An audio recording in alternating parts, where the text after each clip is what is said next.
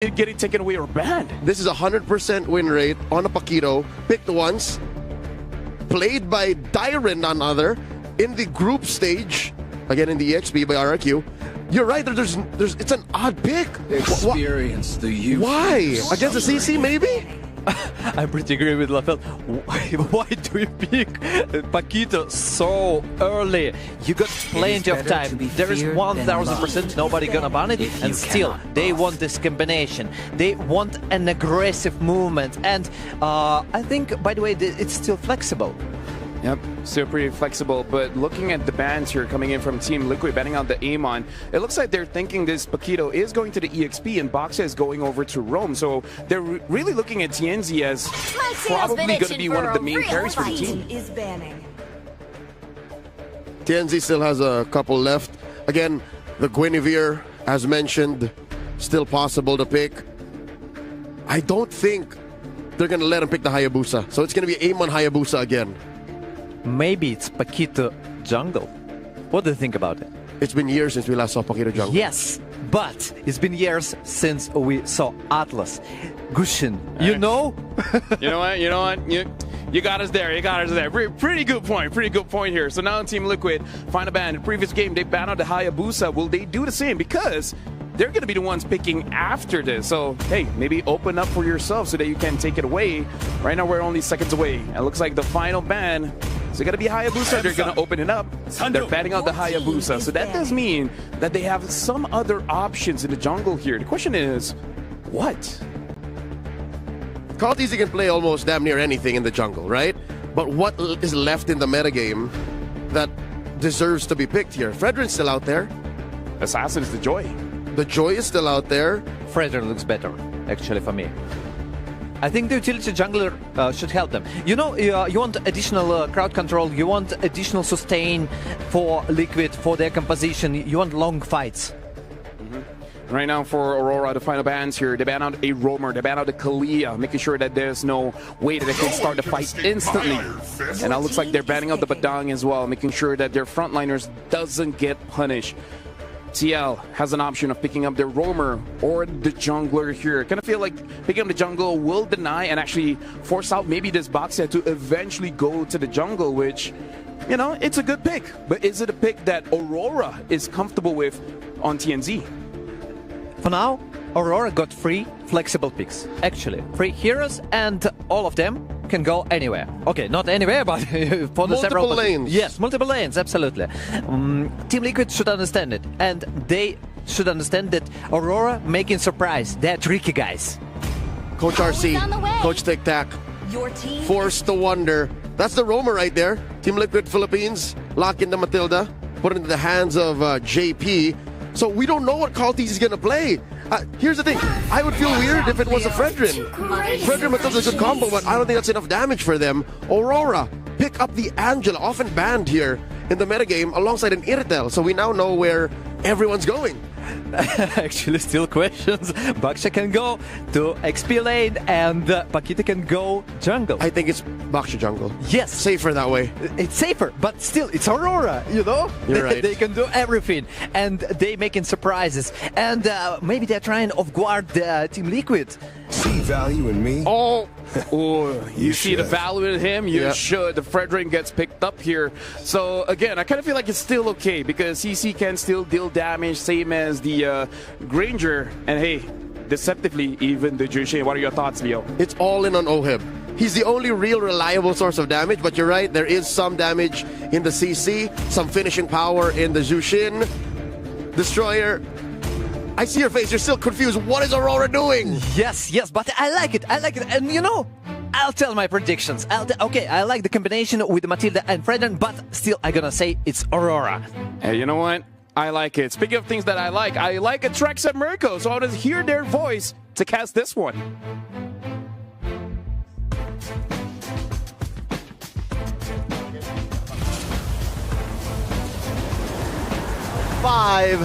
TLPH up 1 game.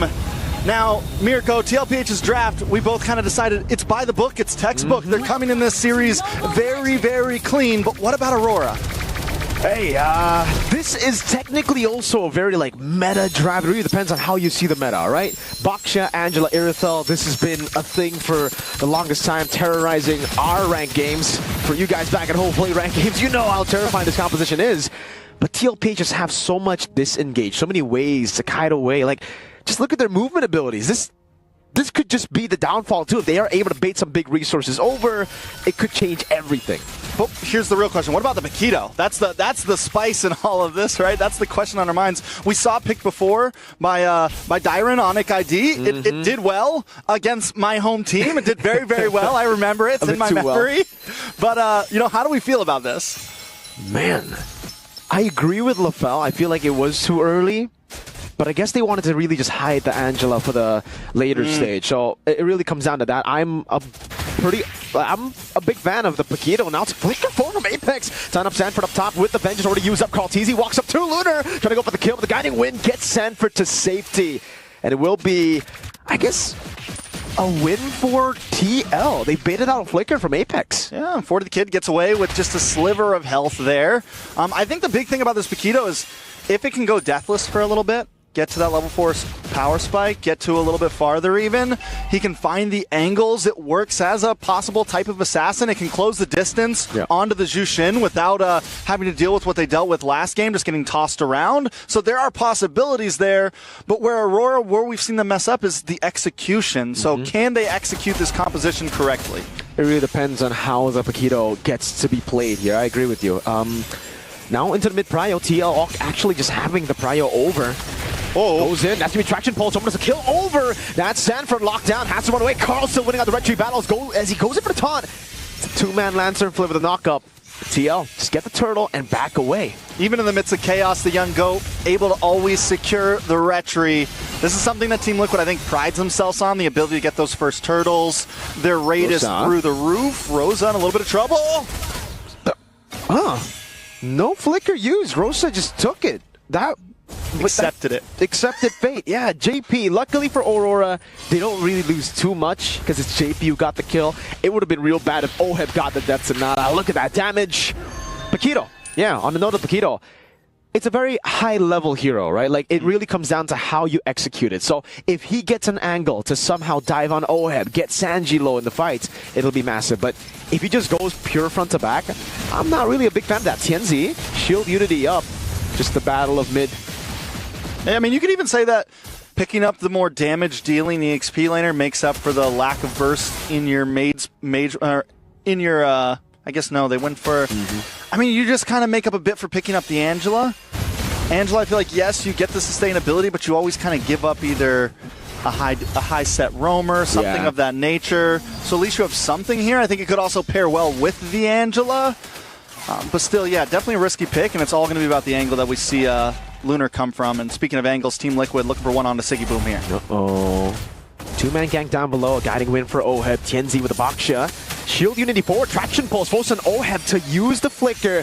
But again, so much movement. Like I said, they just have too much. It's so hard for Aurora to really force out these fights because, hey, you got a guiding win. You got 2 blinks on Sanji. Oheb always has the good old flicker. Now it's down, so that could be a way to punish with the Paquito later on. Good trade by Sigiboom. Once again, though, do they need to look for those big fights here, right? Could they just kind of play this patient? I think anytime you have the mid lane Kimmy, you always have time. You know, if you can push a bit far back, you have an advantage. Not to mention Airthel as well. You're looking for those big burst items. You're looking for that crit damage. Moving on Turtle, though. Yep. Shield Unity to cancel that out. Carl still walking up. Now Turtle can be reset now as that's going to be Sanford in the front, zoning everyone away with it. Carl wins the retry battle. Tianzi with retry a bit too early. Attraction pulse to disengage, and it is yet another win for TL. They're going for the purple buff straight.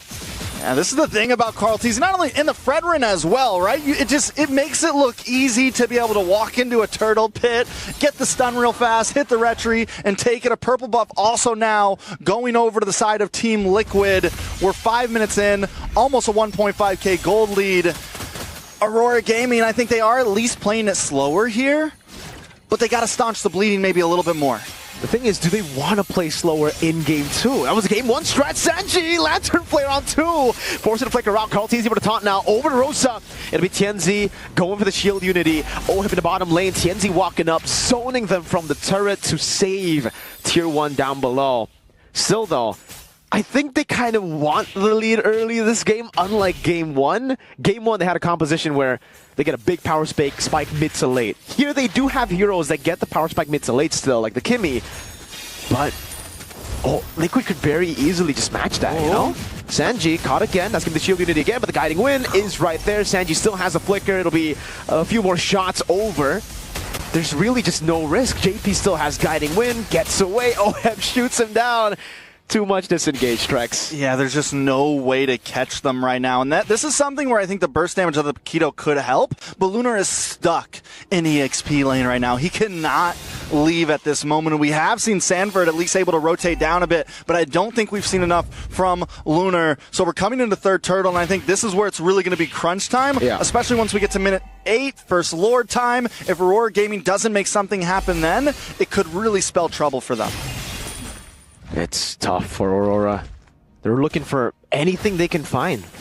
And they can't really find much right now. Not even a power spike, as Leo has just reminded me in, in the chat. TL, 2,000 gold lead. Again, just going for the turtle. And this is so difficult for Tianzi, dude. He tried predicting the gold's retry earlier by retrying early, thinking Carl would go for the stab into retry. But then when you try to read him, he just goes for the classic, nah, I'll just wait for you to retry. So calm, so composed, and now Tianzi won't even get an angle to go for the steal. He goes for the shield unity, and it gets cancelled out. Now 2-man stun. That's going to be traction pulse in the back, and another Lantern Flare over to Lunar, locking them down. Sanford the Vengeance just zoning them in the back. Heart Guard used up. Aurora are not dealing any notable damage to TL. They're just holding their ground with the healing of Mathilda. Yeah, the healing of Mathilda, I mean, it's overall Team Liquid, when they get grouped up like that, when it's all 5 of them in a circle, Aurora Gaming unable to do anything. Lunar, we wanted to see this Paquito find angles. Instead, he came for a much more direct, just kind of walked in, immediately caught by the Lantern Flare. It's a problem. Aurora Gaming has to approach these fights a lot different. Dude, if we were talking M3 Paquito, then yeah, you're great at chases, right? You have that reset constantly. I just remember Edward chasing Mobazane down for a long time on a Paquito. But here it's different. Like in this patch, it's different. Paquito is kind of like what you said, a burst hero. If you use your second skill twice, one time to get range, you're really not outputting the maximum amount of damage you would want. Carl forcing the retry from Tianzi, even though he doesn't have his own retry, just zoning them in the back again. 2-level lead on a Fredrin against Abaxia. Trex, Abaxia should always be ahead of a Fredrin, like usually in normal conditions. The fact that the Fredrin is 2 levels ahead and Tianzi can't even get in his own purple, it just gets tough. No retribution on Carl. Lord, on the back, forcing a flicker out from Rosa. Tianzi already has the hard guard, and TLPH are just looking at him. Carl Teasy's just walking up in the jungle, taking whatever he wants. That's 2 purple buffs now, stolen away. We're wondering where that level gap is coming from. There it is. And then, I mean, Carl Teasy, he is able to match up with the speed of Tianzi a bit because of the Matilda, the rotations. They've gotten every single turtle. They're taking towers. It's not as bad as last game, but it's still very, very bad. I think it's actually worse in a way, Trex. Oh no! Because at least game 1 they were able to get first blood early. They had some win conditions. Here their plan A is completely gone, and I don't know what plan B is. Last game they had a plan B at least. They had a Moskov, Kimmy, and a Joy that could scale up. There's that cope always to just say, hey, we're scaling, man. Just wait for 20 minutes. But this game, you wait 20 minutes, it'll end up being Team Liquid with the range, with the damage, with the disengage again. Like, it's just really tough, even if Aurora force a fight. TLPH can just say, nah, fam. Nah, fam. I feel it. I feel it, fam. Yeah. But I mean, yeah, it's tough. Aurora Gaming, because here's the thing too, is they have no big crowd control, no big way to make like a big set. They don't have like that big comeback opportunity play to lock everyone down and make us all go, whoa! TL are the ones making us go whoa right now. That's a flicker burn just with a light on you, man. Sanji really lighting up the way for the team. He has 3 flickers, brother. Sanji. He has Crimson Beacon, Flicker, the real one, and then a Guiding Wind. How are you gonna catch the Zeus in? This is why there's 0 kills on the side of Team Liquid, 0 deaths on the side of Team Liquid right now.